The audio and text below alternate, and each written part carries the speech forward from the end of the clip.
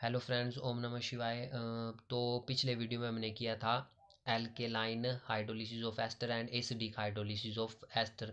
जब हमने acidic hydrolysis of ester की थी तो उस पे मैंने आपको बताए थे evidence in favour of the mechanism. तो उन evidence in favour of mechanism पे एक एविडेंस छूट गया, तो वो मैं आपको यहाँ पे बता देता हूँ। वो था एमोनोलिसिस। जब एस्टर की आप अमोनोलिसिस करते हो, एमोनोलिसिस का मतलब है कि आप क्या करोगे, एस्टर क्या आपका RCOO R डैश है। जब अमोनिया के साथ रिएक्ट कराओगे उसको, ठीक है, अमोनिया के साथ रिएक्ट कराओगे तो आपके पास क्या बन जाता है, RCONH2। ये क्या आपका अमाइड, और साथ में क्या बन जाता है, R-OH। ये क्या आपका एल्कोहल, ठीक है, एल्कोहल, और साथ में क्या बन जाता है, अमाइड बन जाता है। ठीक है, अगर आप रिएक्शन को याद रखना चाहते हैं ना, तो आपको पता होना चाहिए कि आपने रिएक्टेंट क्या लेने हैं एंड आपका प्रोडक्ट क्या बनने वाला है। एंड साथ में अगर ये जो आपने यहाँ पे लिखा ये कैसे बन गया, ठीक है, ये चीज़ चेक करनी हो तो देखो आप सिंपली आपको पता है कि आपका अल्कोहल बनेगा। ठीक है, देखो RCOO R डैश ले लिया मैंने, ये क्या है, एस्टर है। अब आपको पता है अमोनिया के साथ रिएक्शन कराना है,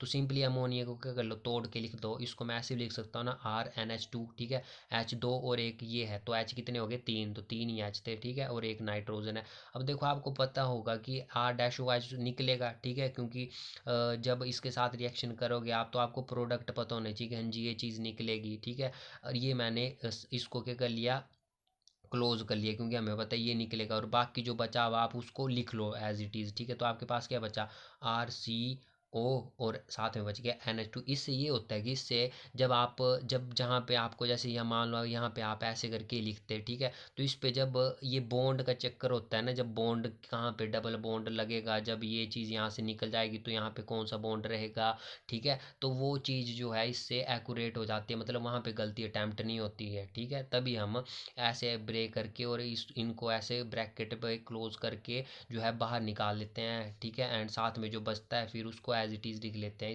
इससे गलती अटैम्प्ट करने के चांसेस कम हो जाते हैं। ठीक है, अब ये बन गया आपका पास अमाइड और ये बन गया आपके पास एल्कोहल, तो आप इसको ऐसे भी लिख सकते हो। नाउ नेक्स्ट क्वेश्चन है most important question, carboxylic acid है स्ट्रॉन्गर एसिड देन एल्कोहल। इसका मैंने पूरा नोट्स बनाया हुआ है। अब मैं आपको इसका रीज़न समझाता हूँ रफ कॉपी पे कि कैसे कार्बोक्सिलिक एसिड जो है हम इनको क्या बोलते हैं, ये क्या है, स्ट्रॉन्गर एसिड है एज कम्पेयर टू एल्कोहल। आगे क्वेश्चन आप करोगे कि carboxylic acid are stronger acid than phenol. ठीक है, तो वो भी है क्वेश्चन एक, बट इस वीडियो पे हम अल्कोहल के साथ इसकी जो है एसिडिटी कंपेयर करेंगे। अब देखो आपके पास है कार्बोक्सिलिक एसिड। अब आपको बोला गया क्वेश्चन में कि कार्बोक्सिलिक एसिड है stronger acid and alcohol, alcohol की कंपैरिजन में क्या है, स्ट्रॉन्गर एसिड है। नाउ देखो कार्बोक्सिलिक एसिड क्यों स्ट्रॉन्गर हो सकते हैं, पहले अपने आप सोचो। क्योंकि देखो ना, अल्कोहल सबसे पहले तो आप इसका जनरल फार्मूला लिखोगे। ठीक है, जब भी ऐसे क्वेश्चन रीजनिंग के आते हैं तो जनरल फार्मूला हमेशा, या जो भी फार्मूला जिस चीज़ का भी आपको कंपैरिजन करना है उसका फार्मूला लिखना होता है। ठीक है, तो कार्बोक्सिलिक एसिड का जनरल फार्मूला है R single C double bond O single OH, and alcohol का फार्मूला है ROH। ठीक है, ये क्लियर हो गया आपके पास। अब नाउ जो यहाँ पे डबल बॉन्ड है, यहाँ पे सिंगल बॉन्ड है। अब देखो आपने रेजोनेंस पढ़ा होना कि रेजोनेंस क्या होती है। देखो यहाँ पे सिंपल से मैं आपको बता देता हूँ कि देखो यहाँ पे डबल बॉन्ड है, कार्बोनाइल, ये कार्बन क्या है, कार्बोनाइल कार्बन है, कार्बोनाइल मतलब इस पे क्या है, C डबल बॉन्ड O है, इस ग्रुप को बोलते हैं हम कार्बोनाइल ग्रुप। तो यहाँ पे कार्बोनाइल ग्रुप होने की वजह से, मतलब डबल बॉन्ड कार्बन और ऑक्सीजन के बीच में डबल बॉन्ड होने की वजह से जो है यहाँ पे क्या हो जाएगी, रेजोनेंस हो जाएगी। रेजोनेंस आपको पता है वहीं पे होती है जहाँ पे क्या होता है, डबल बॉन्ड होता है। अब यहाँ पे आपको कहीं डबल बॉन्ड नजर आ रहा है, नहीं है ना, अल्कोहल के केस में डबल बॉन्ड, तो यहाँ पे क्या होगी, नो रेजोनेंस, कोई भी रेजोनेंस नहीं होगी। But due to the presence of double bond in case of carboxylic acid, यहाँ पे क्या होती है, रेजोनेंस हो जाती है। रेजोनेंस होने की वजह से आपको पता है जब रेजोनेंस होगी तो वो क्या बनते हैं, रेजोनेटिंग स्ट्रक्चर बनते हैं। एंड जब कार्बोक्सिलिक एसिड का रेजोनेटिंग स्ट्रक्चर बनता है तो आपने किया होना कि क्या बनता है, कार्बोक्सिलेट आयन बनता है, मतलब ये चीज़ बनती है R∪C डबल बॉन्ड O∪O ये चीज़ बनती है। ठीक है, कार्बोक्सिलेट आयन बनता है। और आपको पता है कि कार्बोक्सिलेट आयन क्या होता होता है, रेजोनेंस स्टेबलाइज होता है। ये मैं आपको बता चुका हूँ कि ये क्या होता है, रेजोनेंस स्टेबलाइज होता है, क्योंकि इस पे क्या होती है, सेपरेशन ऑफ चार्जेस हो जाता है। यहाँ पे कई इस जब पहला रेजोनेटिंग स्ट्रक्चर बनता है तो यहाँ पे मान लो नेगेटिव चार्ज आ गया, तो दूसरे पे यहाँ पे नेगेटिव चार्ज आता है, तो वहाँ पे क्या होती है, सेपरेशन ऑफ नेगेटिव चार्ज होती है ना। पहला कंसेप्ट ये है कि रेजोनेंस का आप रीजन दे सकते हैं कि इस केस पे रेजोनेंस है, क्योंकि यहाँ पे क्या है, डबल बॉन्ड है कार्बन के ऊपर, तो डबल बॉन्ड हमेशा क्या करते हैं, रेजोनेंस करते हैं। जब ये रेजोनेंस करेंगे तो रेजोनेटिंग स्ट्रक्चर बनेंगे, और कार्बोक्सिलिक एसिड का रेजोनेटिंग स्ट्रक्चर बनता है कार्बोक्सिलेट आयन के फॉर्म पे, ठीक है। और कार्बोक्सिलेट आयन क्या होता है, रेजोनेंस स्टेबलाइज्ड होता है, क्योंकि यहाँ पे क्या हो जाती है, चार्ज की सेपरेशन हो जाती है। But in case of alcohol there is no double bond, so no resonance will possible. अब नाउ सेकंड रीजन क्या है, देखो हमेशा याद रखना, एसिड मतलब स्ट्रेंथ प्रूव करने के जो भी क्वेश्चन आए आपको, एसिडिक चीज़ हम किसको बोलते हैं, एसिडिक का मतलब होता है, मतलब आपके पास कोई भी स्ट्रक्चर दिया, मान लो कार्बोक्सिलिक एसिड, अब ये एसिडिक कब होगा, जब ये एच, जो यहाँ जितनी जल्दी कोई चीज़ एच पॉजिटिव मतलब एच जो एच पॉजिटिव को रिलीज़ करेगी ना, वो उतनी ज़्यादा क्या होगी, एसिडिक होगी। जितनी क्विकली चीज़ अपने मतलब ये स्ट्रक्चर है, ये जितनी जल्दी जो है ये बॉन्ड ब्रेक होके यहाँ से एच पॉजिटिव निकलेगा, वो उतना ही ज़्यादा एसिडिक होगा, जितनी जल्दी निकालेगा। और जितनी late H positive ion release होगा, उतना ही क्या होगा, वो कम एसिडिक होगा। नाउ जब आपको पता है R single C double bond O single O H, ये क्या है, कार्बोक्सिलिक एसिड का जनरल फार्मूला है, और ये लेस रेजोनेंस स्टेबलाइज है, ठीक है। आपको पता है इस पे क्या होगी, रेजोनेंस होगी, लेस रेजोनेंस स्टेबलाइज है। अब लेस रेजोनेंस स्टेबलाइज्ड है तो ये क्या करेगा, मतलब हाई रेजोनेंस स्टेबलाइज में जाना पसंद करेगा। तो मतलब ये बोलने का ये मतलब कि ये किस पे चेंज हो जाता है, फिर कार्बोक्सिलेट आयन पे। तभी इसके कार्बोक्सिलेट आयन के दो फॉर्म बनते हैं, ये एच पॉजिटिव क्या है, ये निकाल देता है, इसको रिलीज कर देता है, और ये बन गया आपका क्या बन गया, ये कार्बोक्सिलेट आयन। ये कार्बोक्सिलेट आयन पे चेंज हो गया, एंड कार्बोक्सिलेट आयन पे चेंज होने के बाद इसने साथ में क्या निकल गया, आपका एच पॉजिटिव आयन निकल गया। और मैंने आपको बोला था कि जो चीज़ जितनी ईजिली एच पॉजिटिव आयन निकाल लेगी, वो उतनी ज़्यादा क्या होगी, स्टेबल होगी, एंड उतनी ही ज़्यादा एसिडिक होगी, सॉरी, ठीक है। बट आपका जो आर ओ एच है, आर ओ एच क्या है, आपका एल्कोहल है, ठीक है। अब देखो आपके पास पता है कि आर ग्रुप क्या होता है, एल्काइल ग्रुप है, ठीक है। एल्काइल ग्रुप है तो आपको पता है, मैंने आपको बताया था plus I effect minus I effect.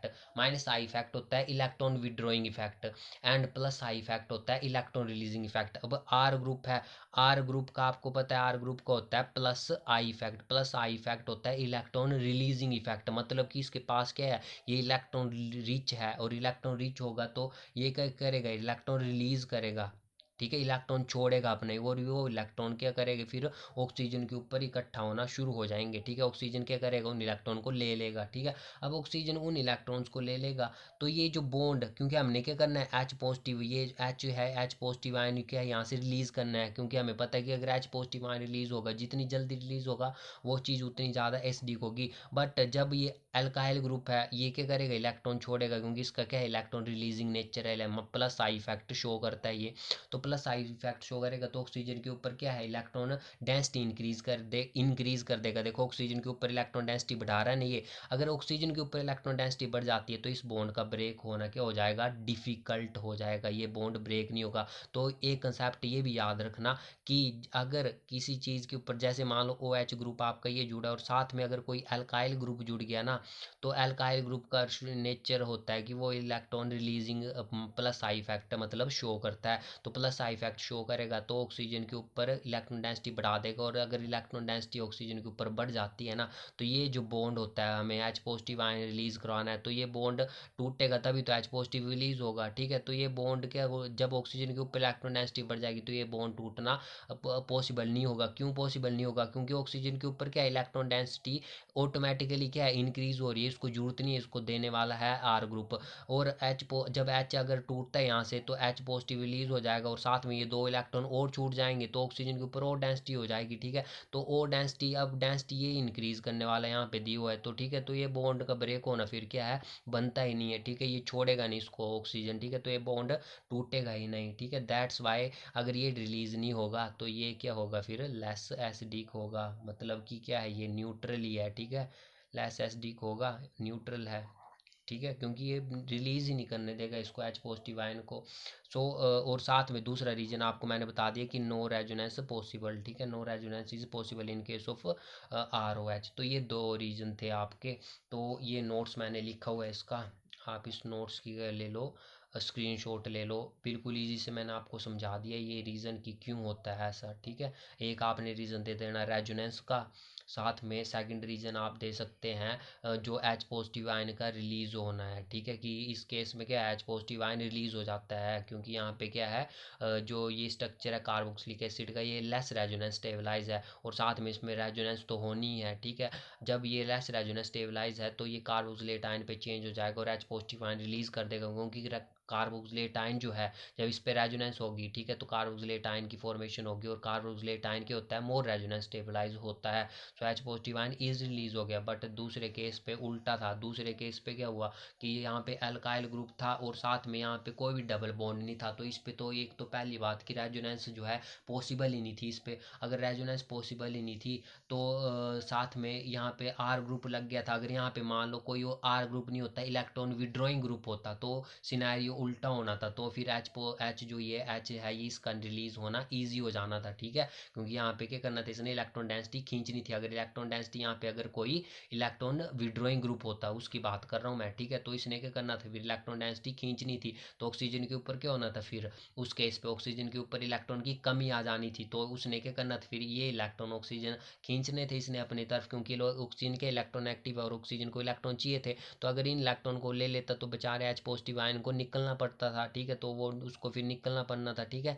तो ये तो दैट्स वाई। अब जैसे यहाँ पे बॉन्ड ब्रेक डिफिकल्ट, ऐसा नहीं कि बॉन्ड टूटेगा नहीं, ये टूट जाएगा, बट ये बॉन्ड के ब्रेक होना डिफिकल्ट होगा, मतलब कि ईजिली रिलीज नहीं होगा एच पॉजिटिव आयन, जैसे उस केस पे हो गया था। तो ये बॉन्ड ऐसे देखो यहाँ पे तोड़ दिया, क्योंकि ये तो टूटेगा, ऐसा बात नहीं है कि ये टूटेगा नहीं, बट इस बॉन्ड की जो ब्रेकेज होगी वो क्या होगी, वेरी डिफिकल्ट होगी, ठीक है। That's why alcohol are much weaker acid than carboxylic acid, और you would say alcohol are neutral, ठीक है, कि न्यूट्रल होते हैं, ना ही एसिडिक होते हैं ना ही बेसिक होते हैं। सो नेक्स्ट वीडियो में हम फिर नेक्स्ट क्वेश्चन करते हैं। Thank you.